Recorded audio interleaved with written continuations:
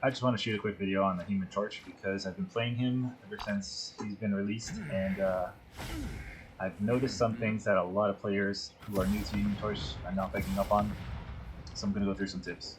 So one thing about Human Torch is his right click is pretty much his main form of dealing damage. And he's really good against grounded enemies. And he's even good against like Hela. Like you'd think Hela and stuff would be a good pick against him, but he can move so fast in the air and he can just play on the floor anyway, if he needs to, that she can't really hit him. And you could also play behind cover really well with Human Torch, and you can press F to kind of escape danger. He's also good against Spider-Man because of this F, which just kind of interrupts his combo half the time, but Spider-Man can still kind of get you. And then, okay, so basically, let's go over his attack. So right click is the main form of dealing damage, but the thing about it is it stacks. So this is getting 2 ticks at a time. You can get like 3, you can get 4. You can just really stack it up, and they take a lot of damage. And that you don't even have to use the wall necessarily. Now using the wall is good, but it has such a long cooldown that you don't really want to use it whenever. You kind of want to just throw these things around and see if the enemies are going to get lined up. And then if you think they're going to step into it, then you press E, like as they're stepping into it. So that will get you a lot more damage. The other thing about this is that you don't have to just do like these small little walls. You can do like the whole arena if you want. And you can probably get like 5 or 6 of these up, because the cooldown is so low that by the time you like finish one, it will the next one will like reload. So you have like a lot of them. It can be pretty liberal with like the amount of use. So his his left click is pretty good damage. Like when you're in practice mode, you're like, wow, it does a lot of damage. Just like 2 hits and they're dead. But that's because you're getting headshots, and also because they're stationary, because it's like a shotgun, obviously. But the other tricky thing about it is that it has a wind up. Like I don't know if you see this, but it's not like an instant, like I press left click and it's like already attacking them. It has like this little wind up. So you can have to like say they're moving, or let's go to a moving target. You have to kind of hit in front of them to actually be able to hit it. That's why it's a little strange, because it's also a projectile. So that's something to keep in mind. And also Namor and stuff is not really a counter to him, because he can take care of those purges, as long as you're aware of them, pretty quickly.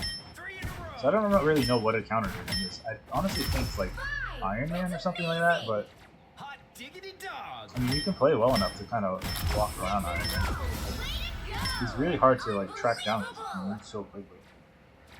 And I think he's pretty strong because, like, I don't know, because the Storm ultimate, like if Storm doesn't get banned and there's a combo, I think it's like, should be the meta, because it can even go through healing support ultimates and stuff. I'm clocking some bad guys. Yeah, so anyway, some things that would also help is learning about his F. So his F eats these right clicks. So I don't know if you noticed they disappeared. That's because it's like some kind of hidden mechanic where it just like eats the damage. So they just take a burst of damage really quickly. So if they're like stepping into it, and you can get like this F off, it just like immediately explodes them. And I think it does more damage. And you can also do this with the wall. So if they just pass through the wall, I think it's just extra damage. Another cool thing about this F is it really bounces them far. You can see how far that is. So if they're standing near a ledge, you could probably just bounce them off. Let's bounce this guy off.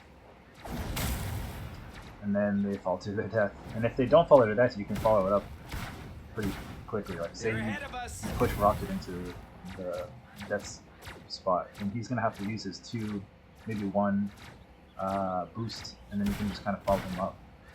Maybe he'll only have like 1 boost left. And then you can also start putting down right clicks. So yeah, he's pretty cool. And now what else am I forgetting? So his ultimate does a tick. So also I'm curious if it's gonna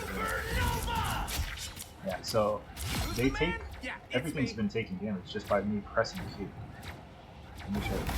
So this Luna, full health, right? Let me just do a little Yeah, so Supernova. And you can see that she just takes like a tick of damage. Like a good chunk actually. So what you can do, common combo you can do, is say the enemy is like taking a little bit of damage from your right clicks, and you pounce in. Oh, I already killed. Okay, so they take a little bit of damage, you pounce in, and then you Supernova, and then they're already at like such low health that you just right click. And you have all these right clicks for so long that you'll probably get a kill. But the thing about this right click is kind of deceiving. Pretty much the same as your normal right click in terms of the area. You have to actually be in the tornado pretty much. And it does do multiple ticks, but it also has this long verticality, which is really nice. And then obviously boosts Storm's ultimate. And then what else should I say? I think you can attack cancel his right click, but it's I don't think you should stress about that.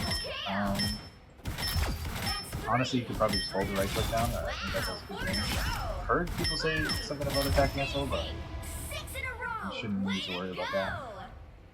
And I think that's pretty much it. I'm clocking some bad guys. Yeah, he's a pretty fun hero.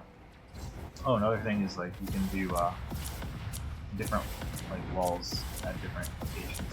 Don't step on lava. So there's 2 sets of walls there. Dog.